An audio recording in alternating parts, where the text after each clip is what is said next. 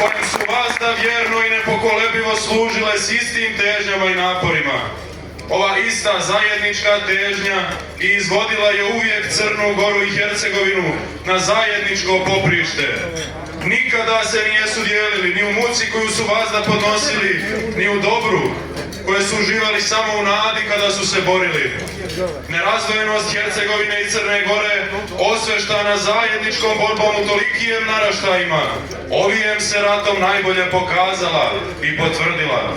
Istorija ovih događaja ne počinje samo pojavom ustanka u Nevesinju, nego produžava jednako od Kosova borba koja se ne završuje, no jednako nastavlja dok god ujedinjeno srpstvo ne nastane.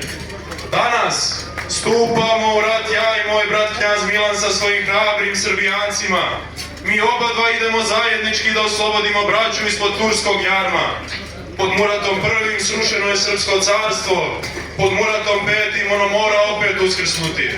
Sve ove riječi knjaza Nikole izgovorene u raznim prilikama, a povodom Nevesinskog ustanka i Veljeg rata vjerno oslikavaju prilike i duh, kao i težnje cjelokupnog srpskog naroda za oslobođenjem i ujedinjenjem. Sada molim njegovo visoko preosveštenstvo mitropolita Zakumsko-hercegovačkog Dimitrija da nam se obrati.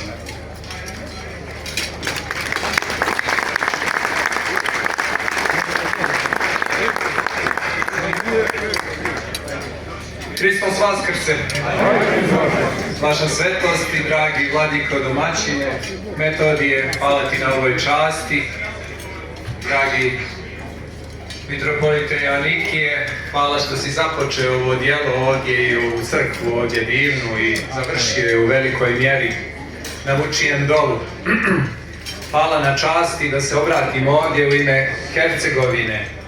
Zapisano je da kad su Nevesinci otišli kod knjaza Nikole da ga mole za pomoć kad je trebala da pukne Nevesinska puška, pitao ih je čestiti knez, zar su tako preli Nevesinci da ustaju na oružje, da se biju s Turcima? Rekao je i još malo oštrije, tad nije bilo političke korektnosti.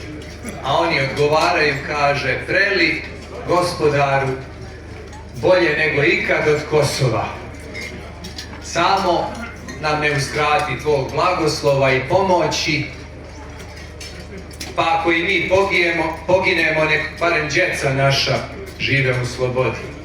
A ako ne može ni to, bolje da mi i djeca naša poginu nego da žive više pod ovim teškim jarmom. Bile se već taj turski jaram počeo doticati i duhovnog bića naroda i to su glavari osjetili i nisu dali da njihova djeca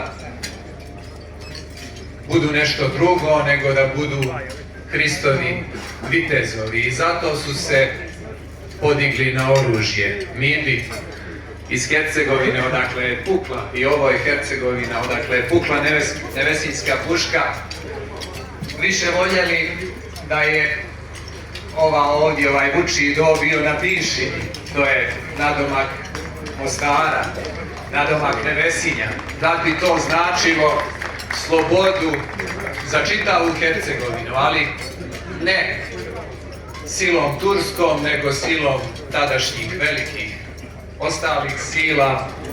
Bitka se desila ovdje na ovom Vučijem dolu, a mi smo ostali tamo u Hercegovini pod jarmom sad drugog okupatora, ali duhovno oslobođeni. Svi su tad vidjeli da Hercegovci ne daju svoga Hrista, kako je govorio Filipenda, ne dam ja svog Hrista ni za šta. Tako i Hercegovci ne daju svog Hrista ni za šta i ima nešto čudesno u toj slobodi duhovnoj. Sjećam se jednog intervjua vladike Atanasija, da ga pita ovaj novinar, kaže, jel treba, kaže, stalno osvajati slobodu? A Atanasije, kakav je bio dubok i štruman, onako kaže, ne sviđa mi se ta reč, kaže. Sloboda se ne osvaja, tu ima nešto agresivno. nama je slobodu dao Hristos. Mi smo već oslobođeni, treba da uđemo u tu slobodu, da dišemo punim plućima, da živimo tu slobodu. Pa čak nekad i u slobodi fizičkoj mi možemo sebe da zarobimo. Tako je govorio Sveti Grigorije Bogoslov, bolje rat nego truli mir.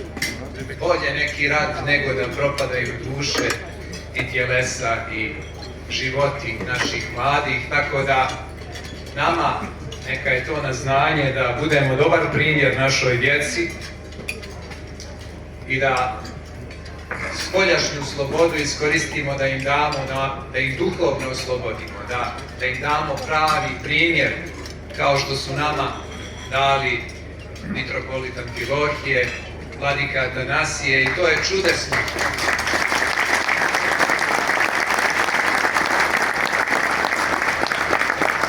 A ljubav Hercegovine i Crne Gore nekako se oslikala tom njihovom ličnom ljubavlju. Oni su imali ličnu zajednicu i veliku bratsku ljubav i slogu. Čitav život su zajedno proveli od bogoslovije pa do posljednjih dana. Kao da su obnovili i nama tu vezu Hercegovine i Crne Gore, pa neka da Bog da se ona nikad ne prekine, naravno ni ostalih srpskih zemalja. I neka je vječan pomen i njima, neka je vječan pomen učedolskim junacima, a neka je vječan pomen i starcima, ženama, djeci u mnogim zbjegovima i ovdje u Crnoj Gori, Hercegovini, u Dalmaciji, u Bosni.